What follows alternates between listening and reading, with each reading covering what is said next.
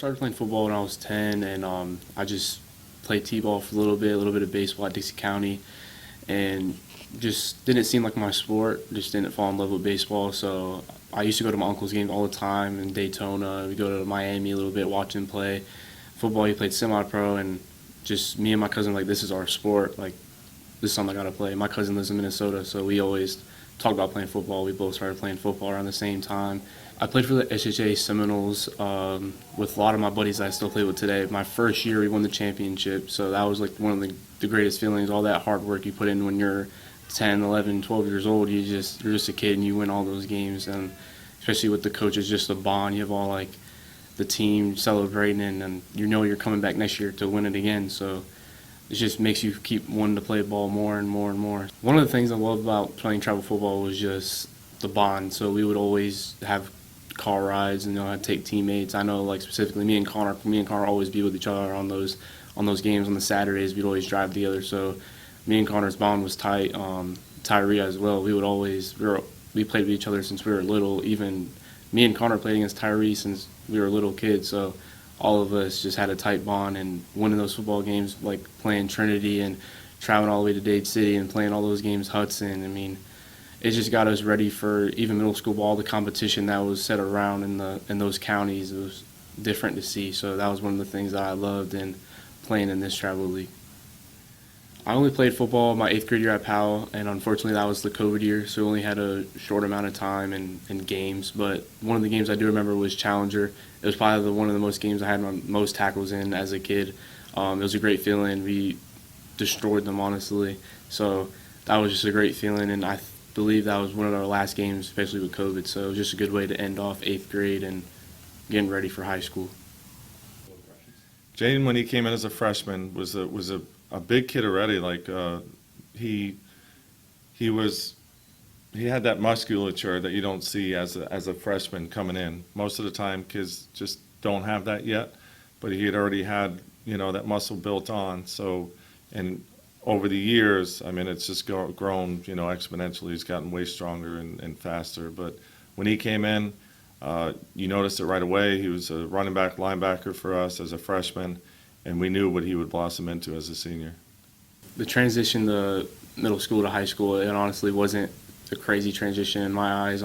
So we were there in the summer, and it wasn't a big change. The coaches knew we were coming in. They knew we had a good unit of Class 25. We knew all the older guys because me and my buddies played against them since we were little in Little League. So it wasn't that big. We knew a lot of people, so everyone just knew it was a brotherhood. So when we got together, just all clicked. I remember going to 7-on-7 tournaments, Aiden Ferguson driving me there, and talking about how we used to play against each other when we were little. So it was clicking, and that was just great because he was one of the biggest leaders on that team that year. So it was amazing.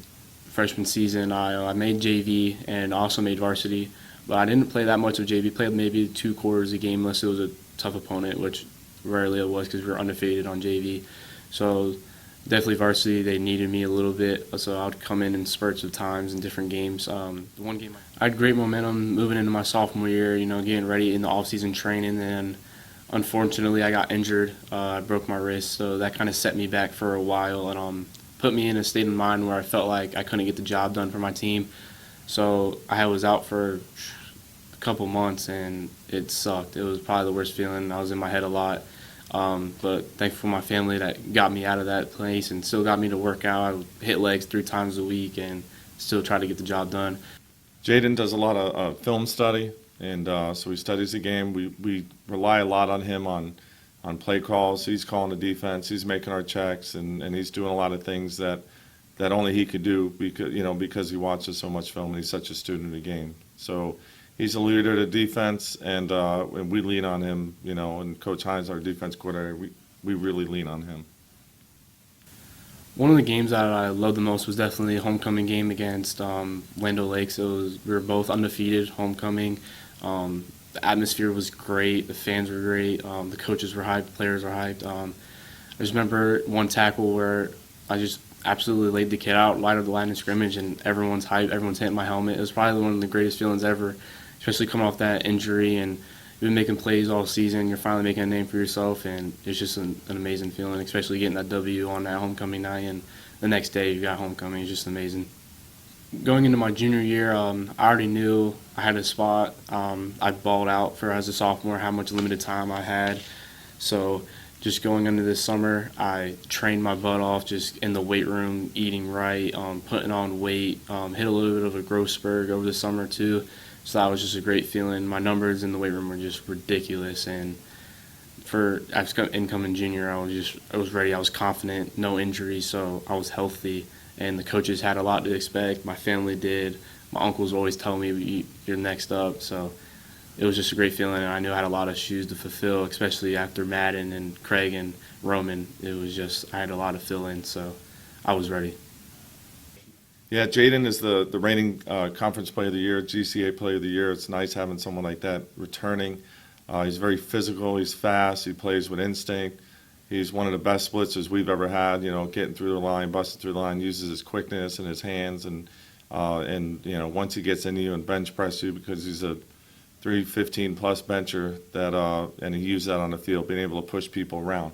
Offensively, he's a complimentary player. We'll get him some carries. He'll be a lead blocker here and there, and we use him as much as we can without trying to overuse him.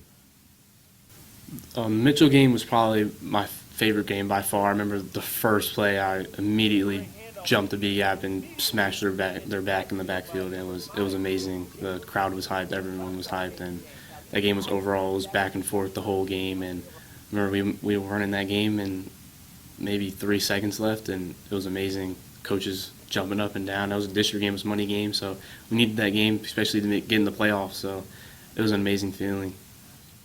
I was just talking to my buddy Dalton today about it. It was like we were just freshmen in 2021, just getting ready to play our first game against Calvary, and I was like, it's crazy how we're sitting here and we're seniors, like we're the top dogs, and we're about to be in our senior season, and it's just ridiculous to me how fast high schools went, and how much I've accomplished, how much our team has accomplished over the years. But it's a great feeling to know that we have a lot up for grabs this year, and we're ready to go get it. My personal goals for this season are obviously to break my tackles I had from last year, so about 170, 170, 175. That's my goal, is about 20 TFLs, forced fumbles, about 5 of those, and 2 interceptions. Those are my goals. I have a lot of shoes to fulfill. I was the Defensive Player of the Year last year, so I have to come and redeem that again. And in my eyes, it just feels like it should be mine. I know I can go get it again. So that's just my goals for this year. I wouldn't be here without the support of my parents. Definitely my grandma and grandpa, my 2 uncles. I mean, they've pushed me to my max. Even out of sports, I work a job, so just the thing of having a football game Friday, having to go work Saturday, they push me, like they teach me of being an adult, and it's coming very close now that I'm a senior. So them pushing me and always being there for me, always having my back, it's a great feeling. It's family, and I'm a big family guy. So knowing that I always have them behind me, it's amazing. So I love them, and I know they love me, and they know that. Jadon is tremendous off the field as he is on. Again, he's a great productive community member. He works at Glory Days. He's held that job for a while, so he's responsible. He's doing adult things already. He's able to balance football and academics and work, and he does a great job communicating with us, when he's working or this or that, whatever's going on. And his future's bright. I mean, the sky's the limit for him. I could see him really doing anything. Anything he puts his mind to, he's going to be successful at. And the people in the community look up to him, both where he works and also when they see him in the gym, because he's a frequent member at his fitness center. I'm ready to get with my guys in the field in Eagle Country. Let's ride.